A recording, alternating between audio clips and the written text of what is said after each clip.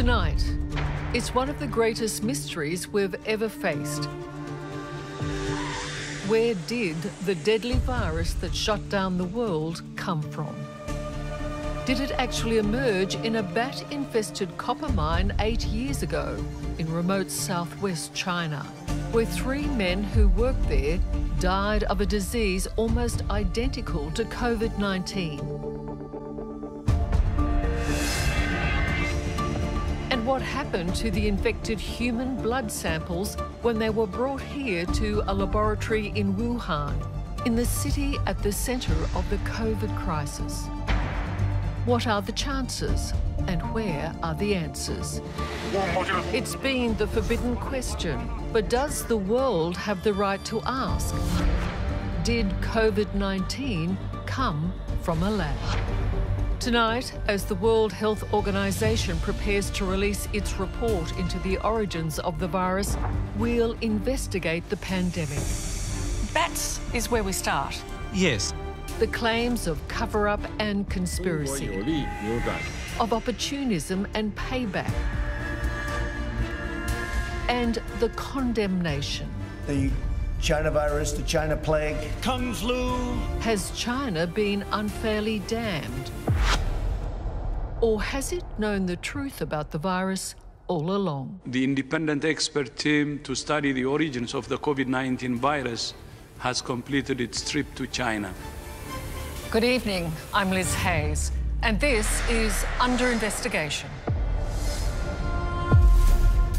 Joining me tonight, Mary Louise McLaws, Professor of Epidemiology at New South Wales University, who is an advisor to the World Health Organization on infection prevention and control. If this has leaked out from the laboratory, you have to look at what was the transmissibility of it. Jason Yat-Sen Lee, successful Australian businessman and human rights lawyer. He is the son of Hong Kong migrants. It is literally like we're building the Death Star. Bates Gill, Professor of Asia-Pacific Security Studies at Macquarie University. COVID-19 simply intensified what was already well in motion. The suspicions of China and the Chinese suspicions of the West. Jackson Ryan, doctor and global science editor of CNET, the world's largest tech website.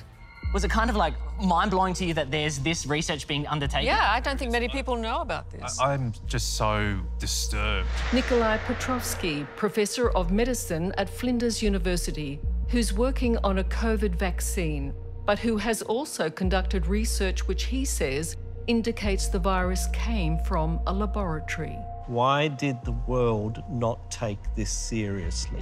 Because they were misinformed. And from Shanghai, we're joined by Professor Chen Hong, Director of Australian Studies at the East China Normal University. I think this is quite unfair to say that actually China was deliberately withholding the facts. Thank you all so much for joining us. I'm going to start with you, Nikolai. Do you think that this virus could well have come from a laboratory? We cannot exclude a laboratory origin of the virus. It's possible that it came from a zoonotic transmission from an animal to a human, but it's equally plausible that it may have come from an accidental leak of a virus that was being grown in a laboratory. You've got 2 competing theories here. You've got what Nikolai's talking about, an accidental leak, or you've got an accidental jump from a bat, an intermediate species, into a human. In both cases, I still actually think it's accidental. The big debate over the origin of the virus, which is dividing the scientific and political world, starts in a remote, abandoned copper mine in southwest China 8 years ago, where a coronavirus very similar to the one that causes COVID-19 was found in bats. It's 2012. The abandoned mine is near the tiny town of Tugun, deep in China's southwest Yunnan province. Unknown to the men working there, the bats populating the mine and the bat feces they were shoveling contained an unknown coronavirus that would later be named RATG13. Coronaviruses are a large family of viruses that attack the upper respiratory tract. Around 2 weeks after entering the mine, the miners fell sick with a strange flu-like illness. These Chinese medical records, kept secret for years, showed their symptoms were identical to COVID-19. The symptoms of the infection that they got in that mine, they were things like dry cough, there were high fevers. Dr. Jonathan Latham is Executive Director of the Bioscience Resource Project in New York. All of those symptoms, we would recognize them today as COVID-19 symptoms, pretty diagnostic. If you showed up at a hospital or a doctor's office with those symptoms, they would have you nailed down as a COVID patient. 3 of the 6 infected miners died, one lingering in hospital for 5 months before succumbing to the strange illness. Time enough, according to Dr. Latham's research, for the bat virus infecting the sick miner to mutate into a coronavirus that was now capable of being passed on to other humans. And so scientists began to ask, were these men the first victims of COVID-19, 8 years before it erupted in Wuhan? What we're suggesting is that the length of time that these miners were in the hospital, they were basically incubating this virus for a very long time. And so that gave the virus an opportunity to evolve, to adapt to human lungs. Blood samples from the dying miners were sent to China's highest security biolab, 1,500 kilometres to the north, to the Wuhan Institute of Virology. They had tests that they sent to the Wuhan Institute of Virology, which tested positive for a coronavirus. And samples of the bat coronavirus taken from the feces in the mine were also taken to the Wuhan lab. Comparison tests would later reveal it was a 96% match to COVID-19. The virus that first struck in Wuhan in December 2019. The very simple data elements on the ground all point to the likelihood that this virus came from a lab. As the world seeks answers about the origins of the virus, what was once dismissed as a conspiracy theory has become a legitimate scientific debate. Is it possible that COVID-19 already existed and was being researched and accidentally escaped from the Wuhan lab, sparking the pandemic? But it's a debate many scientists reject. The lab-based scenarios are all conspiracy theories because they propose that there's a scientist somewhere, and not just one scientist, but a group of scientists who are covering up. That is the essence of a conspiracy theory. Dr. Robert Gary is Professor of Microbiology and Immunology at Tulane Medical School in New Orleans. He agrees there is evidence that the Wuhan Institute of Virology was carrying out research on the bat coronavirus called RATG13 and on samples from the dead miners. But he says it's scientifically impossible for the bat virus to have mutated into COVID-19 either in the lab or in the bodies of the dying miners.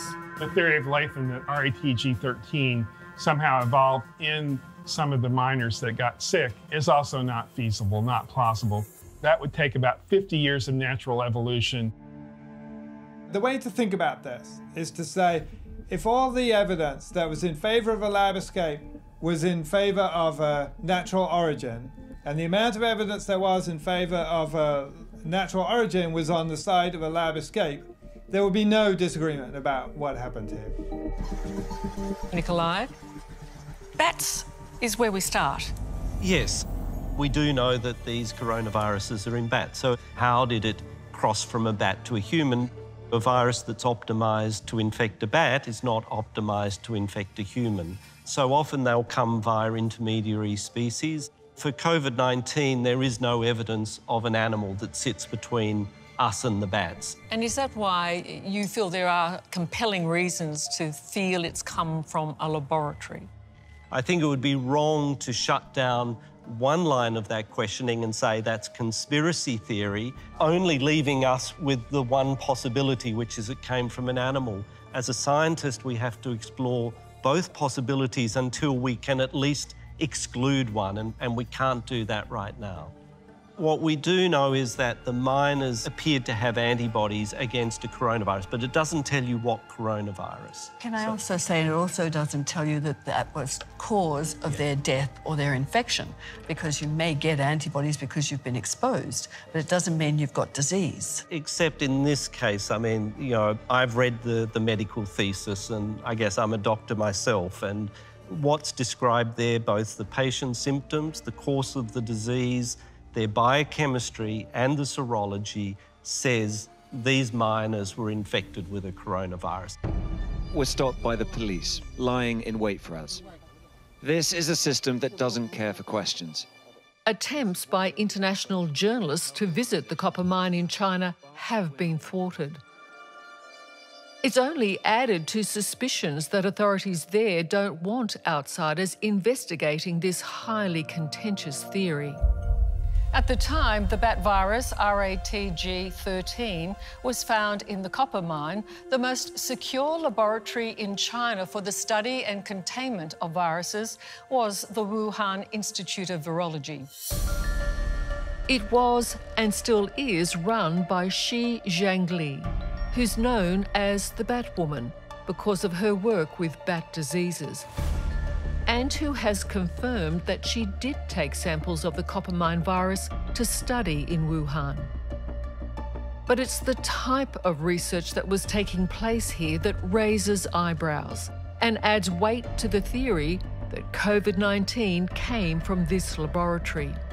It involved the manipulation of viruses for research, which made them incredibly dangerous. Raina McIntyre is Professor of Global Biosecurity at the New South Wales University. She says the bat virus that infected the miners in the copper mine could have been deliberately mutated into COVID-19 through the controversial and risky research technique called gain-of-function engineering. The genetic engineering of a pathogen can be done in different ways. One way of doing it is called gain-of-function research, which is where you pass the virus through an animal host over and over again. So you're basically speeding up nature. You're like speeding up evolution by hundreds or thousands of years. That's, a well-established technique. Shi Zhangli has confirmed that she and her team conducted gain-of-function engineering on bat coronaviruses at the Wuhan Institute of Virology. Nikolai, gain-of-function engineering for the layman. So essentially, we take a virus that we consider to be a potential threat, say an influenza virus from birds. We know that the Spanish flu that killed potentially hundreds of millions of people in 1918 came from a bird virus that crossed over to humans. So we have a whole lot of other bird and influenza viruses which don't cross over to humans. So the idea here is to try and create one that does. So essentially we harvest an influenza virus from current birds that isn't causing a pandemic, and we now try to insert genetic features into that virus that now would enable it to cause a human pandemic. Scientifically, what's the gain? What's the good bit about that? Well, the gain is understanding the enemy.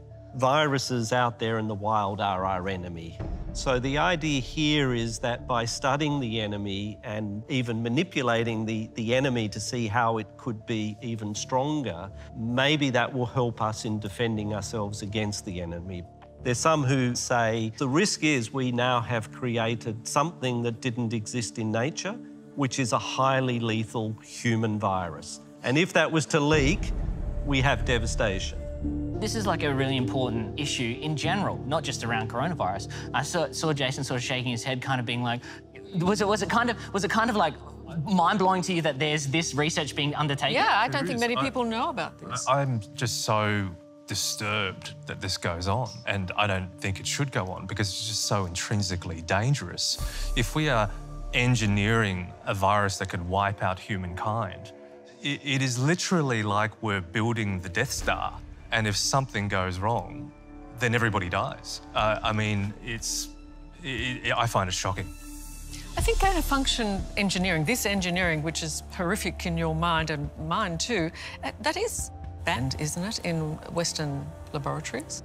It was outlawed in the United States. It's now been actually brought in. Interestingly, when it was banned in the United States, the research was actually moved to the Wuhan Institute of Virology because it wasn't banned in China. And so, in fact, at one point, the US government was funding the gain-of-function research that we've seen published from the Wuhan Institute of Virology. But it is a fact that it is legal to undertake this research currently in pretty well most countries of the world. Coming up. I don't think the wet market is the origin of the pandemic. Investigating the Wuhan laboratory. This is not an independent organization nor an independent investigation. And scientific debate shut down by the denier-in-chief. There's nothing positive about what happened in China. If we can discredit him for saying that, we can discredit him for a lot of other things. That's next on Under Investigation.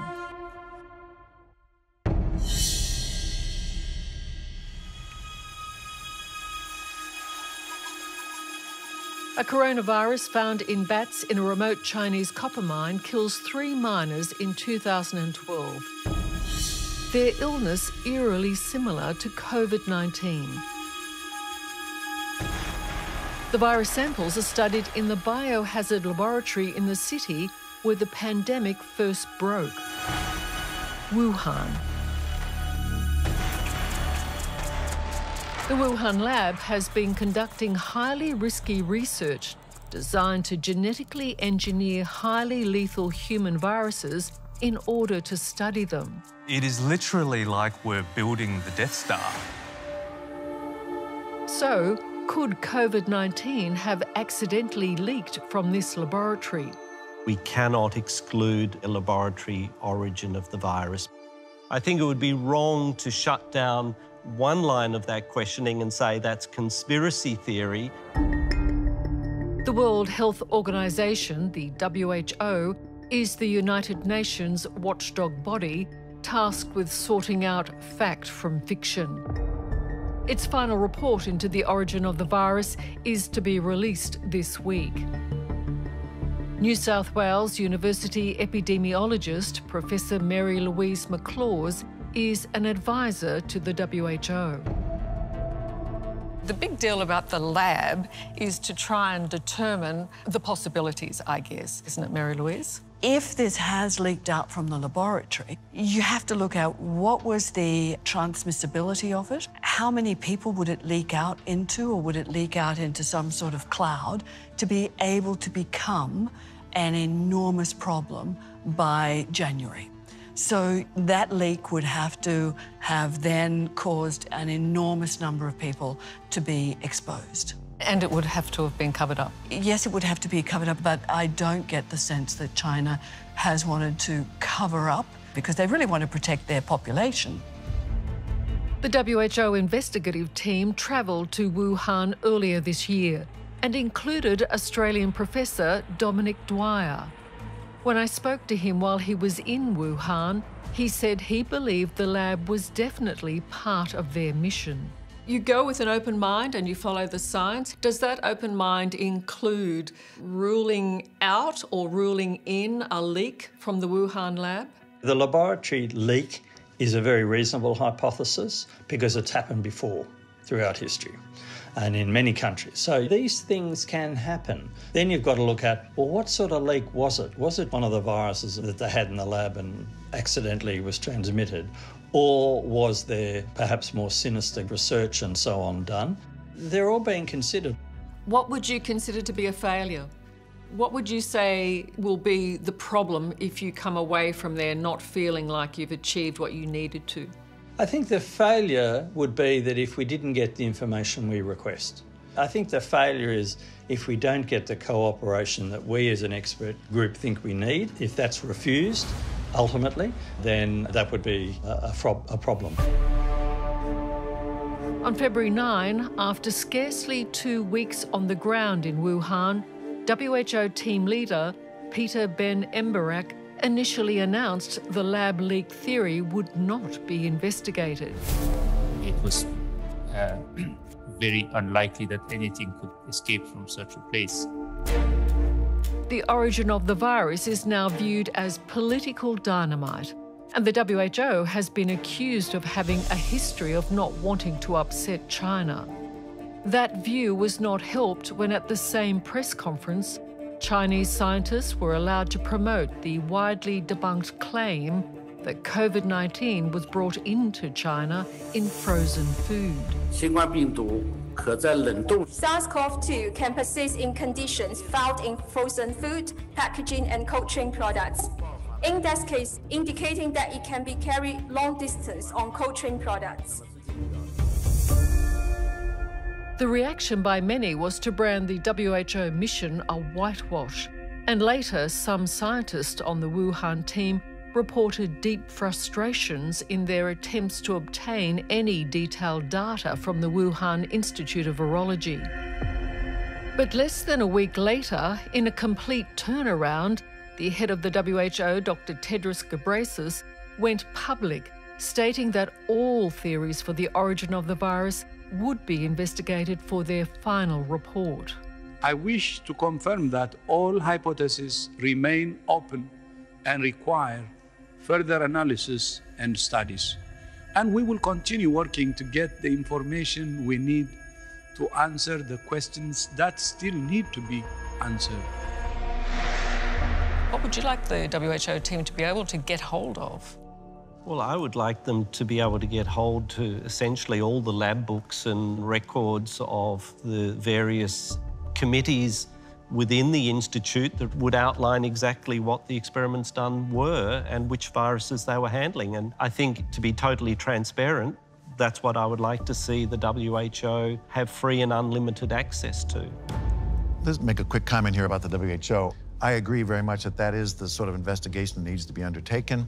But even if there is unfettered access, et cetera, and the months that will be required to undertake this kind of examination does take place, at the end of the day, the WHO is owned and operated by the sovereign states of the United Nations, one of which is China, and a very important one at that. And so where I get concerned is that the word independent is simply not really accurate. This is not an independent organization nor an independent investigation.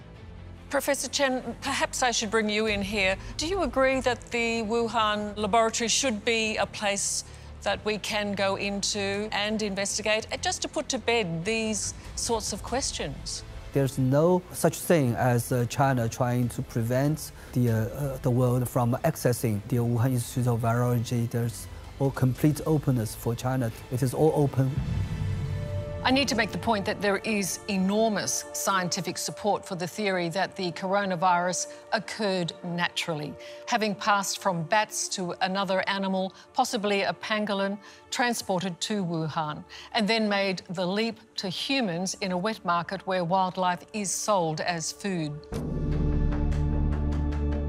But what is puzzling for scientists is it's now known that many of the first COVID-19 victims were not connected to the market in Wuhan, where it was first thought the virus emerged. I don't think the wet market is the origin of the pandemic because the first 2 cases hadn't been to the wet market from the Wuhan cluster, and half of the cases in that cluster had not been to the wet market. And despite extensive testing, no trace of the COVID-19 virus was found in the animals that were sold at the market. They went to the wet market, they took samples, they took environmental samples, but none of those samples showed a coronavirus in the animals that were sampled. So at Huanan Seafood Market, there's no animal samples that we know of that have a SARS coronavirus that could be an ancestor to what we see today and that has infected the world, essentially. But if the issue of how the pandemic began wasn't already held hostage to global politics, When COVID-19 hit the US, first decimating New York, the scientific debate about the origin of the virus was also hijacked by politics, by none other than America's denier-in-chief. Because of the Chinese virus, what happened about 3 months ago, it looked like we were in big trouble, and we were, and I got it back together. The discussion about China's role in the pandemic was distorted and to a large extent derailed by the blame game so enthusiastically enforced by former American President Donald Trump. The China virus, the China plague, Kung flu. The doctors would say, well... Did Trump's rhetoric impede conversation about any alternative in the world of COVID and how it might have come about? Absolutely. You know, scientifically, I think the minute Trump blurted out that he'd read a report that said this could be a laboratory leak, I guess the scientific establishment then said, well, if Trump said that, we have to drive the opposite agenda to prove that Trump doesn't know what he's talking about. Trump may not know what he's talking about, but I think there was this counterattack by saying, well, if we can discredit him for saying that, we can discredit him for a lot of other things. So it was unfortunate that he even came into the debate. The unwarranted accusation made by the US on hearsay evidence against China is irresponsible and disregards the facts and even hides ulterior motives. Science got caught up in the politics and everything seemingly was thrown out the window.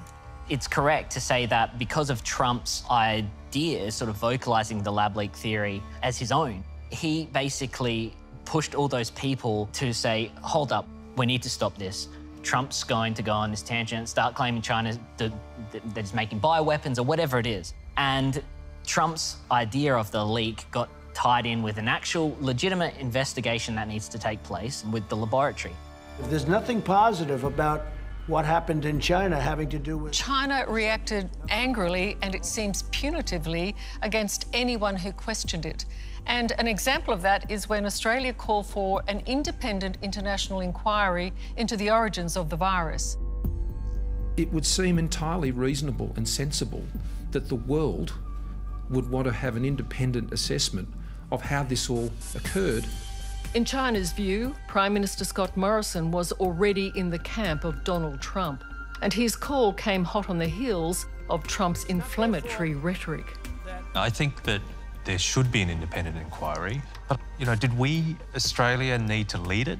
How we went about it? I read somewhere that, you know, we'd just gotten off the phone from Trump and then we went public, so it just looked bad. It looked like a political setup. I think actually in China, you know, people in China feel that Australia has been joining with the United States to bully China, not the other way around. Repeatedly, we see a lot of instances in which Australia has been initiating uninvited attacks upon China as a way to joining forces, as I said, with the United States to pose this attack on China. Coming up, somehow this is their fault, and they need to bear responsibility. Secret cameras in Wuhan. Final proof of a cover-up from the beginning. Why did the world not take this seriously? Because they were misinformed. That's next on Under Investigation. Because of the Chinese virus, what happened about 3 months ago, it looked like we were in big trouble, and we were, and I got it back together. Former US President Donald Trump almost single-handedly derailed any serious scientific debate about the possibility that the COVID-19 virus could have leaked from the Wuhan Institute of Virology. Even though the lab's chief scientist, Ji Zhengli, admitted her team was studying a closely related bat virus that killed 3 miners 8 years before the pandemic struck. I've read the medical thesis, and both the patient's symptoms, the course of the disease says these miners were infected with a coronavirus. There continue to be questions over whether the World Health Organization is the right group to lead an independent investigation into the origin of COVID-19. The word independent is simply not really accurate. This is not an independent organization nor an independent investigation. There is also concern about the controversial genetic engineering technique called gain of function, which the Wuhan lab was engaged in to create lethal human viruses. I'm just so disturbed that this goes on, and I don't think it should go on, because we are engineering a virus that could wipe out humankind. And there is still the question about what Chinese authorities knew about the disease and when they knew it. There is a view in the West that China covered up or at best downplayed the seriousness of the virus outbreak.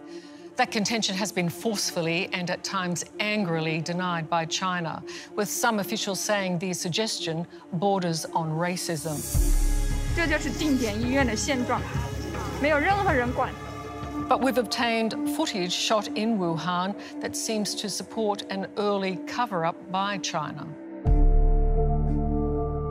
As the virus took hold in late December 2019, doctors were silenced and disciplined.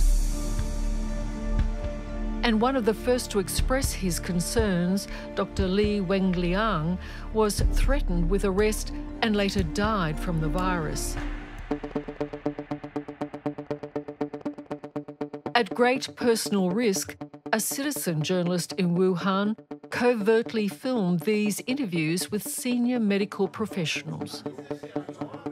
They say from the very beginning, there was no doubt the virus was spreading from human to human. 12月这个温远来过一个全国生，他的哥哥就是在12月底吧，是一个月初10得这个病。当时第一批温泉回来的时候呢，他屋里其他人也都感染了，还不得，包括我同学生有黄生。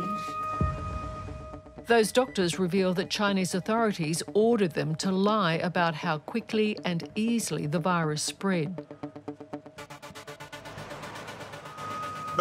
他会还是真的吗？比如说他们那个时候他会，就是温泉你要求你或是排查华南海鲜你啊，或者就是那个，甚至有一个人就是可能说你自然而然就行了嘛。至少大家知道。 And they say authorities allowed Chinese Lunar New Year celebrations to proceed, knowing the health risks. 按说这个时候应该举行这个人群的密集的大型活动，让大家都贴在一起。你当时你让你什么你肯定知道这个事情的，你社会也知道这个事，你还是在举办。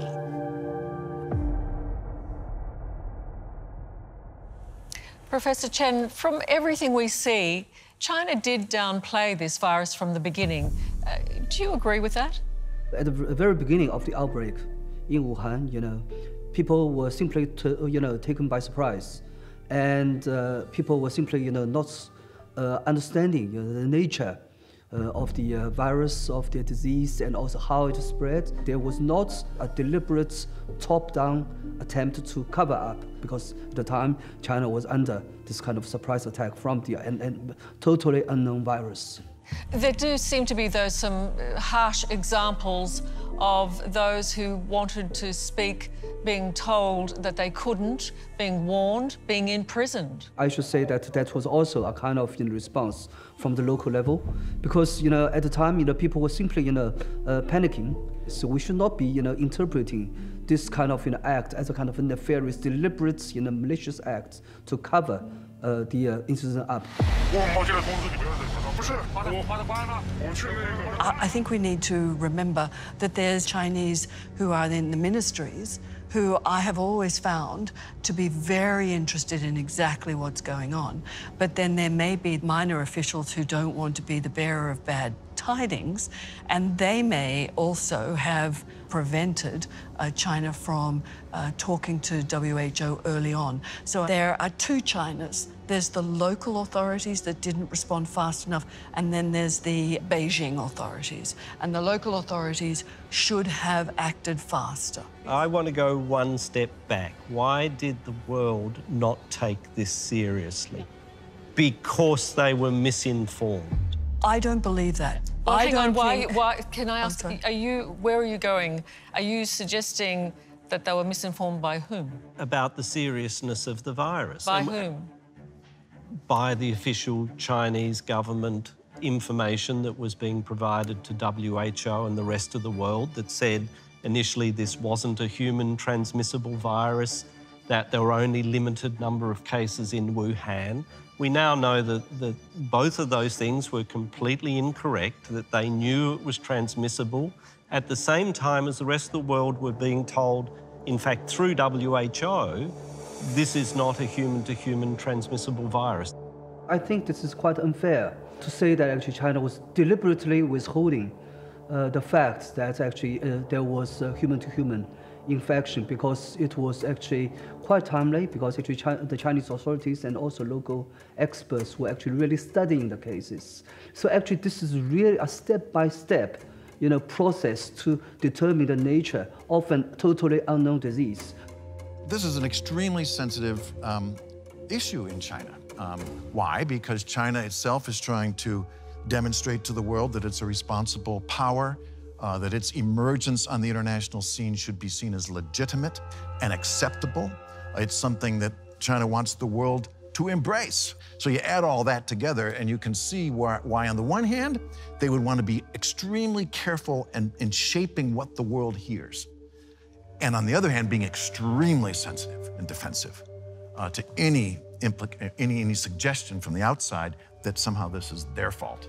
The pandemic for me was this utter failure in the ideal of international cooperation.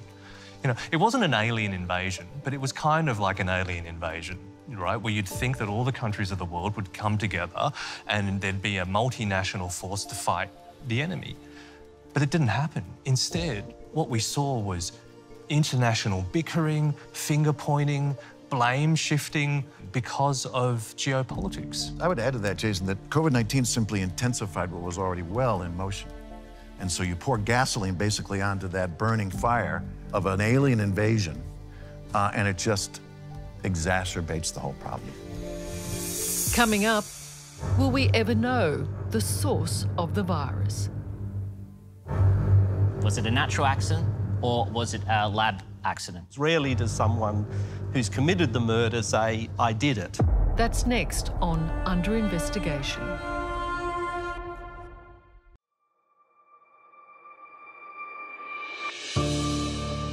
We began tonight's debate asking, could this pandemic have been caused by a leak from the Wuhan lab, which until recently was considered a conspiracy theory?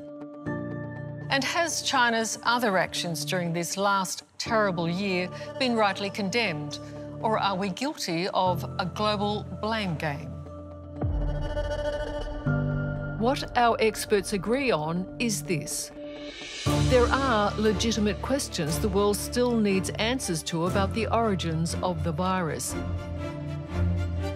And that includes the role, if any, played by the bat virus that killed 3 copper miners 8 years before the pandemic. Legitimate questions, too, about the research carried out by the Wuhan Institute of Virology and its use of controversial genetic engineering that can create deadly viruses inside a lab. If we are engineering a virus that could wipe out humankind, it is literally like we're building the Death Star, and if something goes wrong, then everybody dies. It's to be decided whether the World Health Organization, soon to release its final report into the origin of the virus, can be trusted to carry out an independent investigation. Where I get concerned is that the word independent is simply not really accurate. This is not an independent organization nor an independent investigation. And there are still doubts as to whether China is as determined as the rest of the world in finding out where the virus came from and how it turned into a pandemic. If the virus is out there in nature, ultimately we should find it. The longer it takes and we don't find it, the more we have to think it came from somewhere else. Similarly, unless someone, puts their hand up and says, mea culpa, I was culturing that virus and somehow it leaked out, we're going to end up with a probability, like we do even in criminal law cases. Rarely does someone who's committed the murder say, I did it. Oh, look, I agree. What I don't agree is about the blame, about how it was done politically. We all want to know what might have occurred so that it can be prevented, because we will get another pandemic. Today we have been talking a lot about hypotheses, about a leakage, about the origin of the virus. But the most important thing, I think, is concrete, step-by-step research. Whatever happened here was accidental. There's no evidence that China tried to manipulate or release any virus into the population. So we have to think of it as an accident. Was it a natural accident or was it a lab accident? I don't care how many scientists step up and say, it was this. This is the reason. We have definitive proof. There's going to be people out there that simply will not accept it, and perhaps even for geopolitical reasons not do so. Even if the WHO says... Maybe even more so. I'd say we may not ever get to how it really started, but what we've really learnt is the importance of how you respond. The real tension in all of this for me is this choice between cooperation and conflict. And my hope that what we can learn from this is that choosing to cooperate is always a better path than choosing to have a big fight. For all of the questions we've discussed here tonight, there is the hope that soon they will be questions of history, and that the question of where the virus came from will become less important than how we finally defeated it. Thank you all very much for joining me. I'm Liz Hayes. Good night.